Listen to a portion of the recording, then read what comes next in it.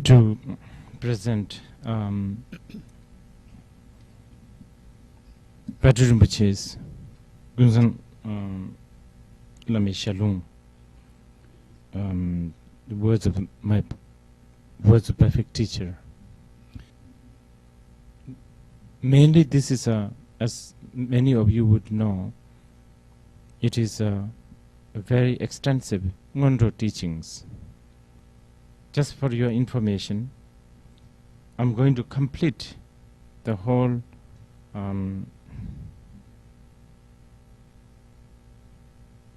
transmission of this text this time.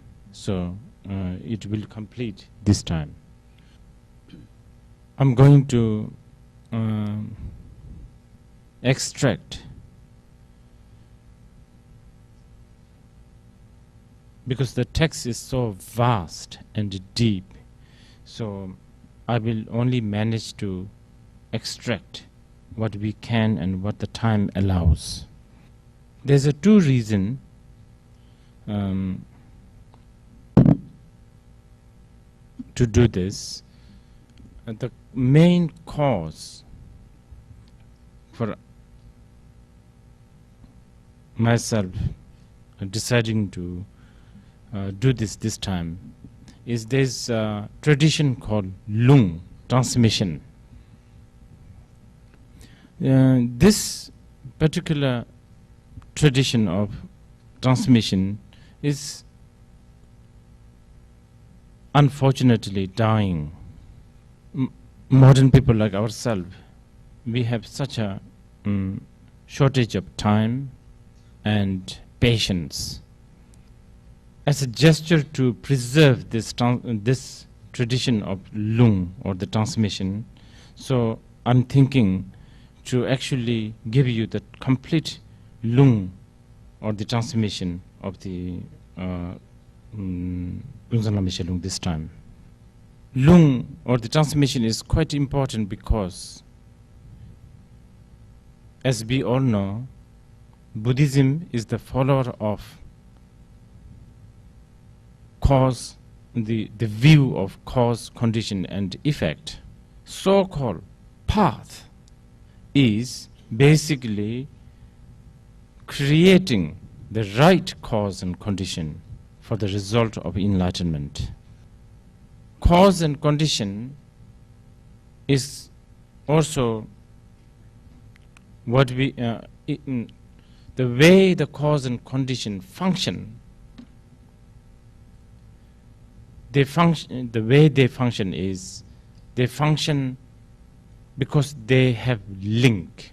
Cause, condition and effects have link. It's actually, and so this creating the right link between, right communication, if you like, right sort of dialogue between cause, condition and effect is so crucial. Even to cook an egg, cause and condition needs to talk to each other. If there is no good communication, then cooking the egg may not come as desired. So it is this link that we have to really invest our time and energy. Now when I give you transmission, the Lung, you are actually creating a link all the way to the origin or the founder of this teaching, and that is so important. In fact, especially Gunsan Lame Shalom is known as Jingme Jebin Yugu, basically transcribing the words of Gunsin Jingme Lingpa. And later, Jingme Jebin Yugu having two main disciples, and one of them happened to be Patrick Rinpoche, and Patrick Rinpoche basically transcribing his words. Unlike many other Tibetan texts, you will not actually, if you know the Tibetan, you will actually notice Gunsan Lame Shalom is very beautifully written with a colloquial language. So during those days, there was no technology such as tape or recording MP3 machines, but even so, one could really think that these are the real words of the great master. And indirectly, because Rinpoche Jigme Lingpa is disciple of Longchen Rabjampa, there is definitely even a link with the Longchenpa and eventually up to the Samantabhadra. So it's actually even the title Gunsan Lama Shalung has so many different ways of explaining, but one of the most practical way to understand is to really indicate, Paltu Rinpoche indicating that these are the words of Jigme Javin Yugo, transcribed basically. So from Jigme Lingpa to Jigme Javin Yugo, Jigme Javin Yugo to Paltu Rinpoche, Paltu Rinpoche to many of his disciples, all the way up to my gurus, Jabji Tangu Khentse Rinpoche, Jabji Dujum Rinpoche, Nyoshu Khen Rinpoche, to Ujin Rinpoche, and then to myself, and now to your ears, the transmission will be transferred, so to speak. In order to, so what I'm going to do is I'm going to explain wherever I know and I can think of things, and then I will let you listen to the sound of the transmission. Now, in the title, so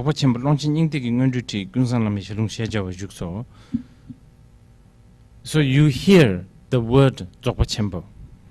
So if you ask, are you teaching Dzogchen? I can say confidently, yes. Dzogpa Chenpo is like an eyeball. If you hold it, it's so simple. And it's just, if you eyeball. If you hold it, it's just this much. If you let go your finger, you see everything. Dzogpa Chenpo is also absolutely simple. In fact, not only Dzogpa Chenpo, all the absolute teaching of the Buddha is the utmost simple.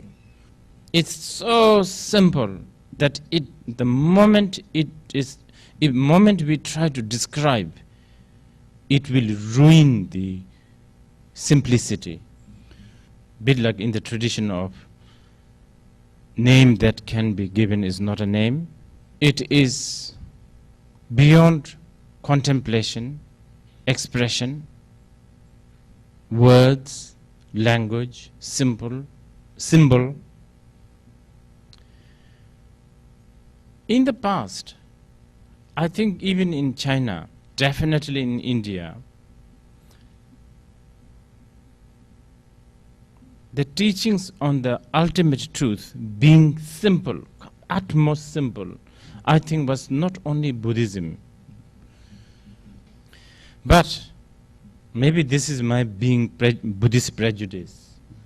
But what makes Buddhism so special, and especially Mahasandhi or Dzogpa Chenpo, is it has a complete open to complications. Dzogpa Chenpo will not isolate itself, calling itself simple. It will not isolate itself. The simplicity of the Dzogpa Chenpo blends and in harmony so well with the complication of everything. This is why when you read the titles like Magom Sangje, Buddhahood without meditation, many not well prepared people end up thinking, oh, we don't have to do anything. If you don't do anything, you are also isolating yourself. And that kind of isolation is not so comfortable.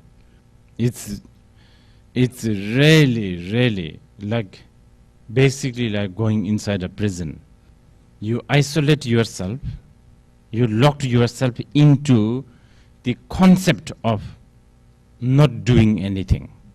And you swallow the key. And there's no copy of the key. Copy. There's no extra key. So then you are stuck inside. And you are not enjoying it. And you really want to get out. The only way to get out is you have to shit. You have to shit and try to find the key inside there. And that's a complication. I'm telling you this because many people love the word and the idea of Dzogpa Chenpo. And to a certain extent, I admire that. I admire the fact that people are attracted, the attraction to Dzogpa Chenpo for its sort of non-doing in one way. But, you know,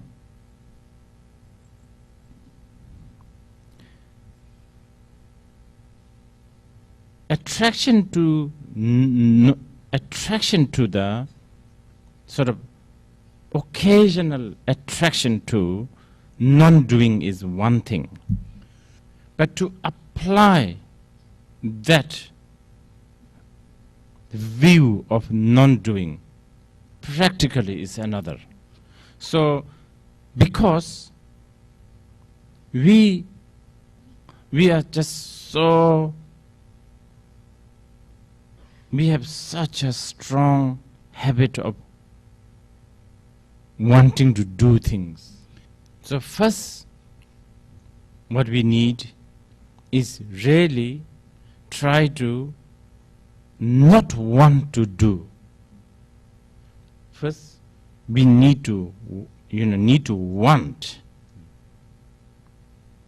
not doing things. Because otherwise, it will become like philosophical book that you keep in your bookshelf. Sometimes you read and it sounds very impressive. It gives you a philosophical satisfaction.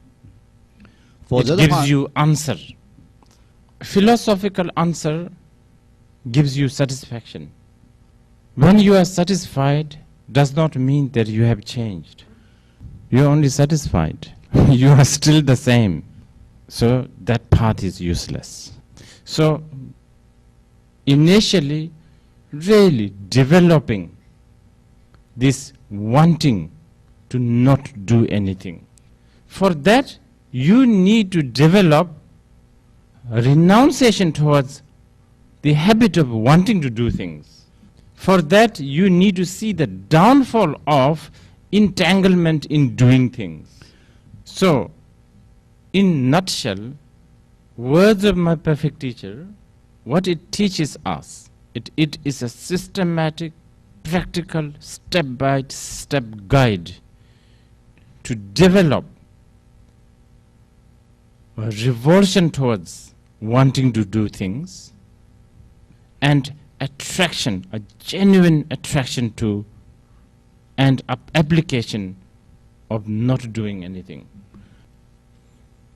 In order to listen to this, both teaching and the transmission, as it is stated in the text, I shall remind you two kinds of intention or motivation.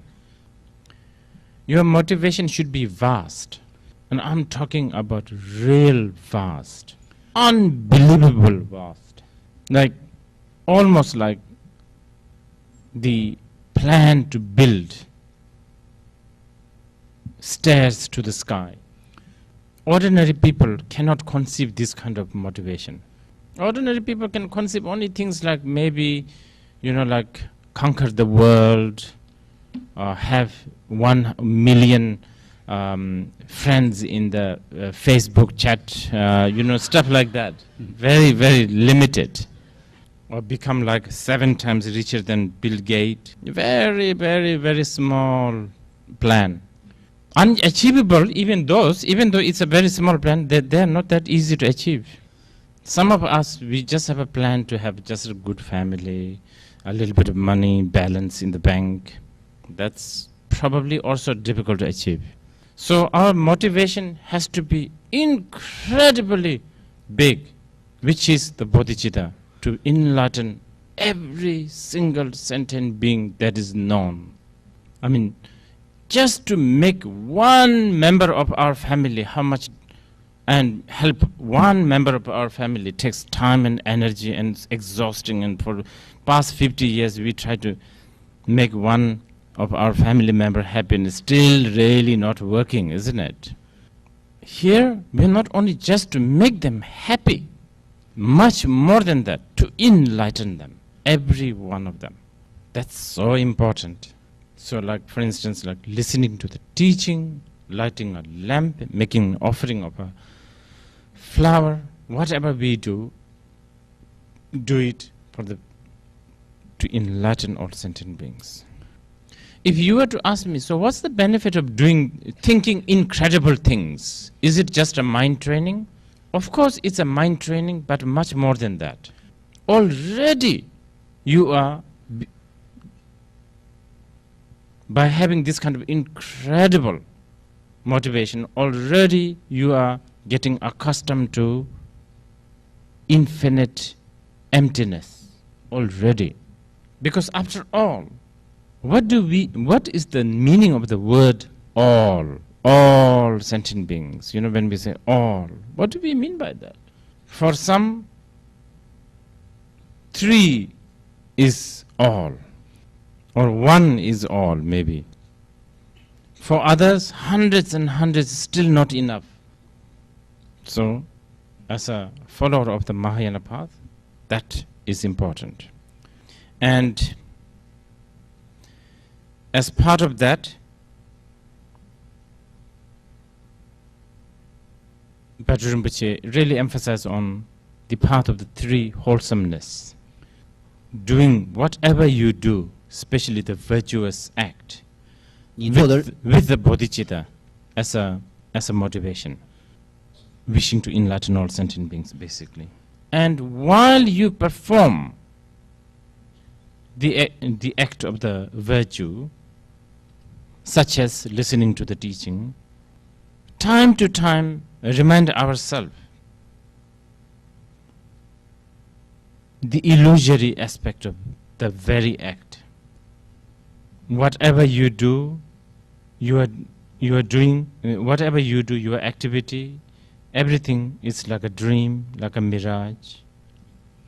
At least to remember this. And this is so important. This is almost like a defense mechanism of a virtuous act. If there's an obstacle to whatever you do, a virtuous act, such as people getting angry, people stepping on your toes, people disturbing you practicing the dharma, whatever, you will not get mad, because it's all illusion. Or at least you will not get worked up. You know, many times when we are doing something good, something we think good, because we think that we are doing this for good, with a kind heart, with a right motivation, then with a kind heart also it has a tag along, it tags along with the pride of having a good motivation. So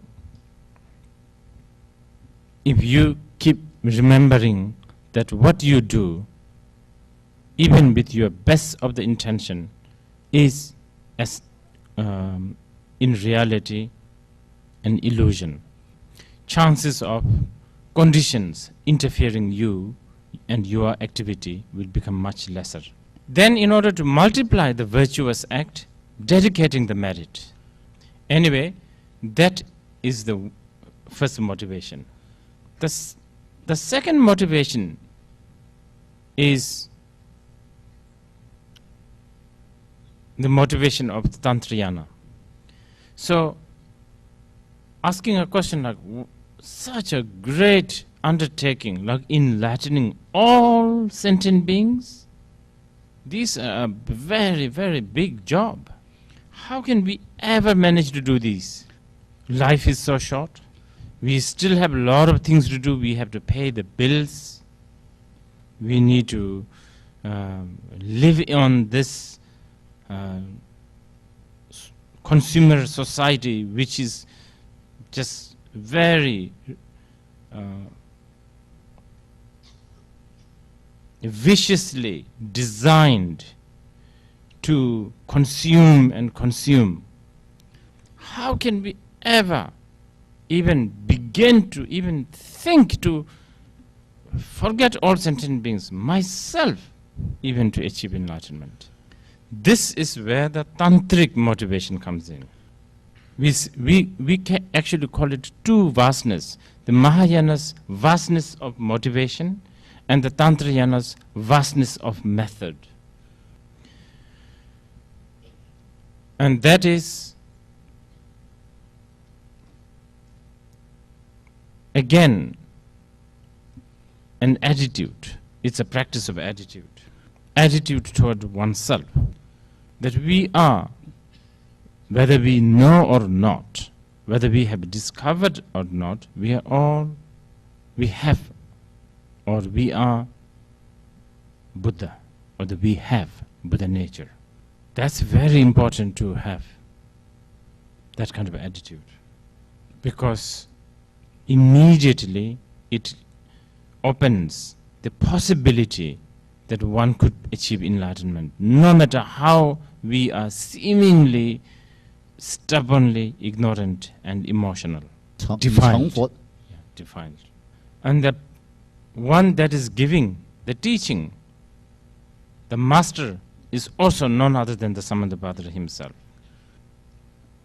The place is not an ordinary place, but also the place for the Vidyadharas.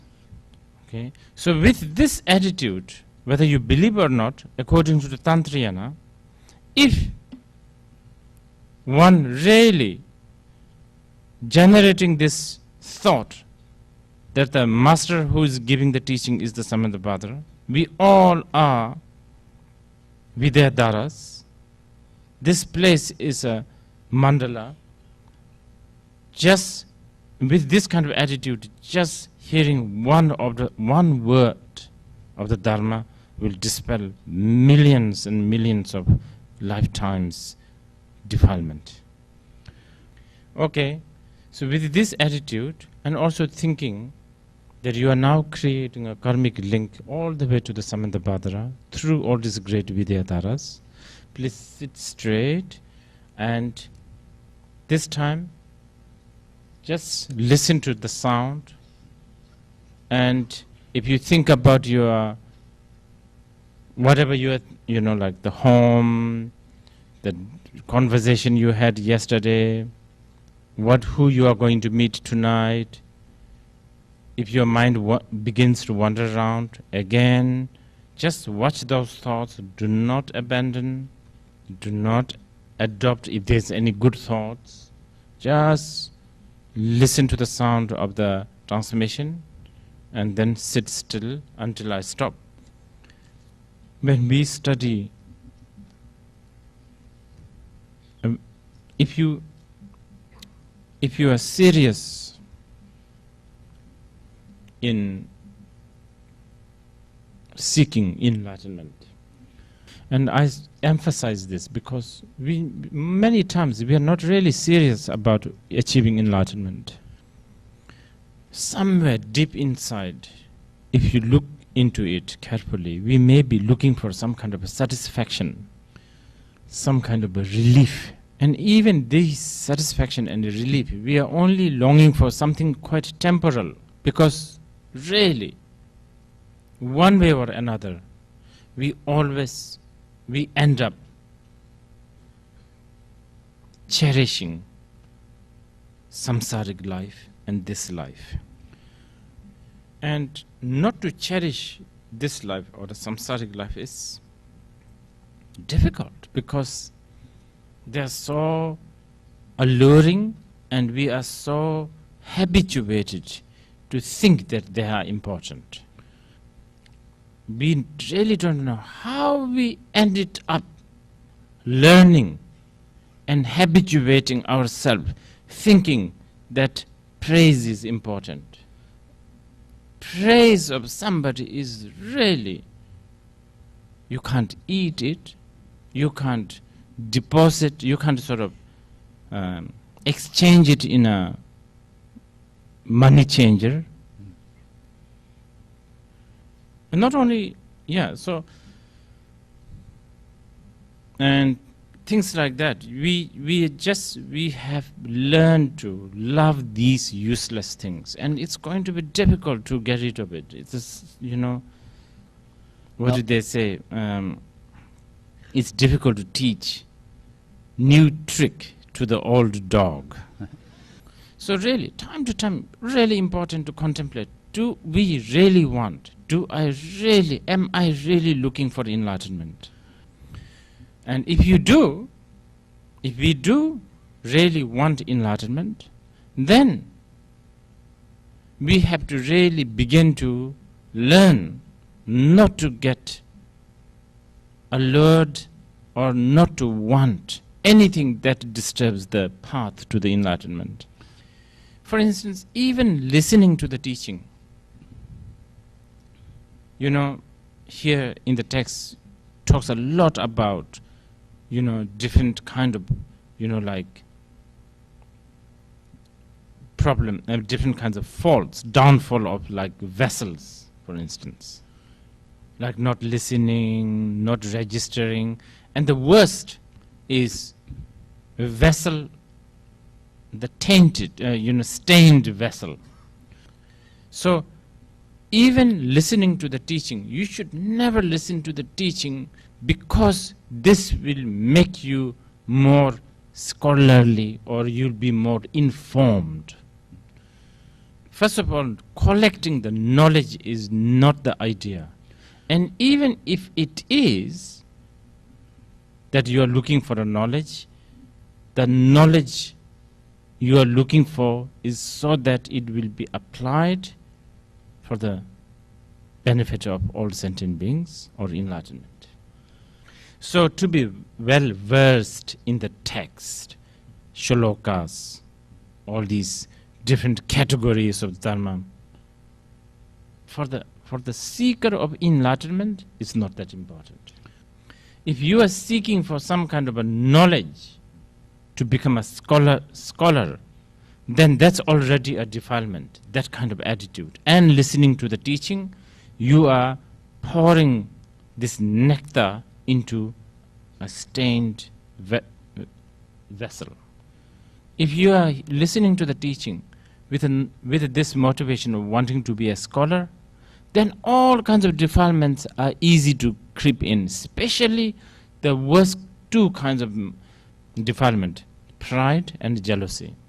So because you began with a wrong approach, wrong angle. So you see faults in even the teacher. You will compare yourself with others, and that leads to the jealousy. So even listening to the teaching should come with the right motivation.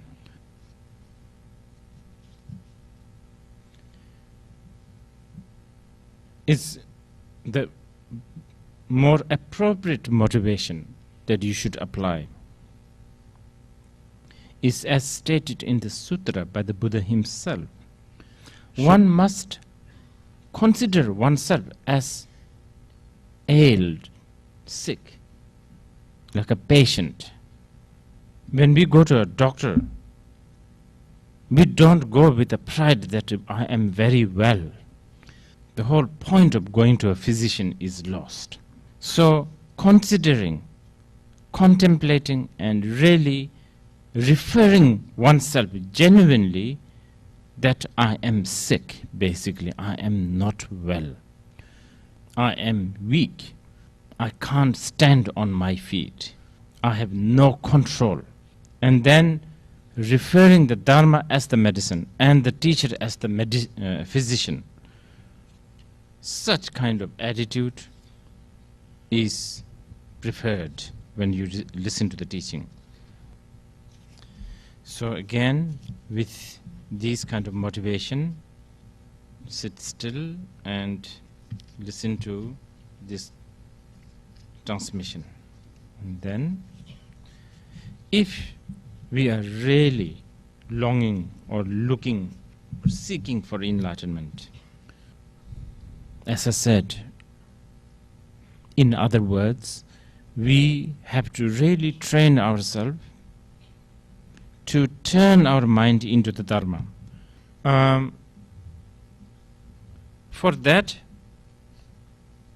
we have to begin with appreciation towards this particular human state. Just because you are a human being does not mean that you are perfect vessel for the practicing the Dharma. You have to have a particular character. Like in the text, remember, in some of you, those who have read, when Milarepa met this hunter, Milarepa said, I thought the human body is so precious and it's so difficult to obtain, but looking at you doesn't look like the precious human body is that difficult to obtain. There's a many ways to look at this particular human character that probably we have. And if we do have, we should really not waste it. And probably we don't have. As Paltu Rinpoche suggested, we should really look at ourselves and see whether we have this character or not. Many different ways to look at this character. One is, if you have this awkward feeling towards the glory of samsara, this really uncomfortable feeling, that is quite an important character to have. I'll give you an example. You know, in Delhi, street kids, beggars, they suffer a lot. They suffer a lot. It's just heartbreaking to see like a girl, like maybe 5 years old girl, trying to be the mother to her 3 years old younger brother to take care. No place to live, roaming around in the midst of the traffic, trying to beg or make 1 or 2 cents. One would think these people must have a big renunciation towards the samsara, but they don't. They are so busy and completely focused on the next meal. It doesn't matter how they will get it, beg, steal, cheat, doesn't matter, they have to do it. Of course they suffer, but they don't feel awkward to their life. They're busy thinking about the next meal. But the same city, I should not be revealing their name, in the same city, a very, very rich Indian family. Really rich. Indian rich people are very rich. And their son and the daughters, they have been to the greatest school, they have done the greatest, achievement in their education, universities here, there, everything. And, recently they've come to me and they, they just are so disgusted with their life. The family thinks something has gone wrong in their head, of course. Now the family knows that both son and the daughter is beginning to come to my place. So then these family, the rich family, is beginning to bribe me. Very clever there, what do you need for your monastery, stuff like that. But anyway, quintessentially what they really want is for me to tell them go back and work. Or get married, actually. That's the most important, the get married. But to me, these two, boy and the girl, they have one of the character of precious human body. They have everything that a human beings can dream of. I heard that, and I didn't know that, but I heard that someone said just their house alone, they have about 60 maids or servants. But anyway, this feeling, all this means nothing. You know, all this is kind of, but you know, from a consumer and materialistic point of view, I'm sure some people might think these two kids are the most unappreciative, most, they've gone crazy, all of that. Sort of this kind of feeling awkward is such an important human character for the Dharma. Basically, this kind of, those who have this kind of character or this kind of attribute will open their ears and heart to the words of the Dharma. So, in a way, as you know, when you go through the text, you will realize precious character of precious human body is mixture of, you know, certain wealth, you know, like you know, maybe, you know, things like you are not lowly born like an animal, you are not, you are equipped with all the organs, but at the same time, someone also who has this genuine heart of sadness. Someone who is sad is also a good character. So this is something that we should really contemplate. Do we have this? And if we do we have it all the time, or does it come like in the morning and goes out in the evening? I have to say, all of you who come this morning, you do have this morning, because whatever you are hearing, all these teachings, this is not going to help you become rich or powerful or make more friends. While you are sitting here, the market is going up and down. You're losing lots of chance here. And especially also those who came here this morning, I mean this teaching, because, you know, if it is a Zambala teachings, then we don't know why you are here.